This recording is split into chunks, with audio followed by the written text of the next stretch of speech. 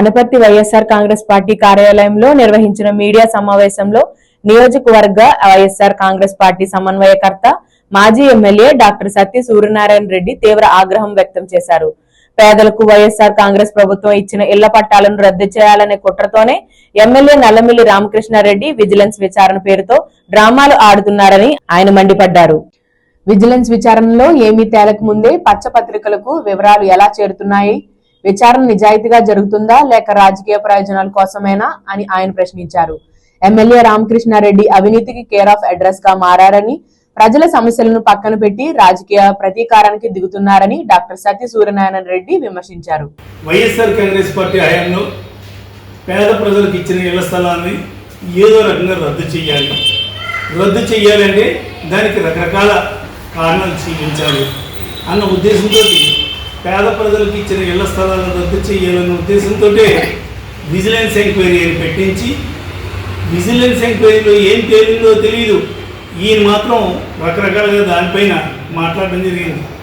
అంటే నిజంగా vigilance enquiry అంటూ చిత్తశుద్ధిగా జరిగితే మరి వాళ్ళ పచ్చపత్రికకి ముందు ఎందుకు లీక్ ఇస్తారు, తర్వాత ఈయన ఎందుకు మాట్లాడతారు? అంటే వీళ్ళకి కావాల్సింది ముందు వాళ్ళ పచ్చపత్రికలో రాయిస్తారు, అదేవిధంగా విజిలెన్స్ ఎంక్వైరీలు తయారీ అంటారు.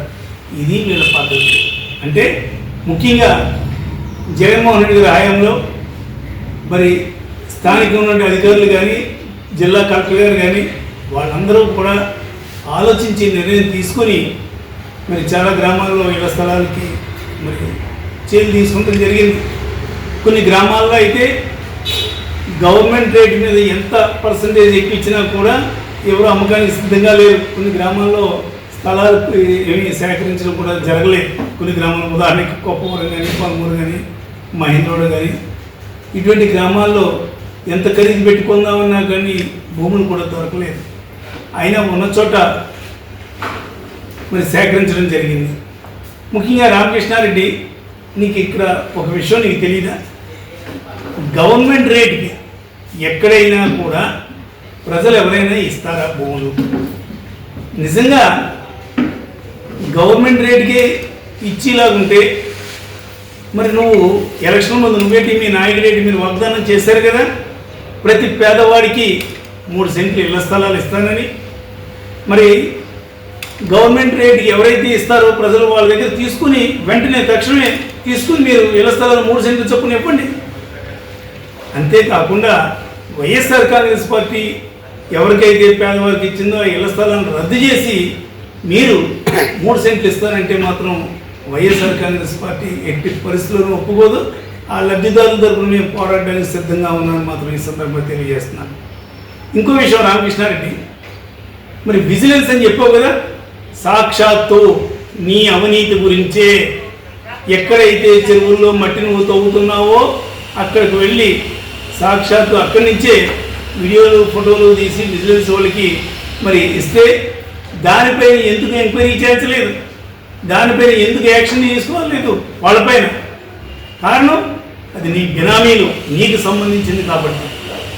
ఇంకో విషయం కూడా చెప్తూ ఉన్నారు. సపోజ్ ఉదాహరణకి మీ గ్రామమే తీసుకో. మీ గ్రామంలో అప్పటి అధికారులు సుమారు 77 లక్షలు ఎకరంకి ఇచ్చి రైతుల దగ్గర తీసుకుంటం జరిగింది. అప్పుడు భూములకి మంచి భూమి ఉంది రేట్లు. ఈ రోజున భూములకి చాలా రేటు కూడా తగ్గిపోయింది, స్లంప్. ఈ పీరియడ్లో కూడా ఆ ఎక్కడైతే మరి పేద ప్రజలకు ఇళ్ల స్థలాలకి ఇవ్వడానికి తీసుకున్నారో దాని పక్కనే నీ అనుయాయులే 83 లక్షలకి తీసుకుని మొన్ననే 2 ఎకరాలు తీసుకుని లేఅవుట్ చేయడానికి తీసుకుంటాం. వాస్తవం కాదా?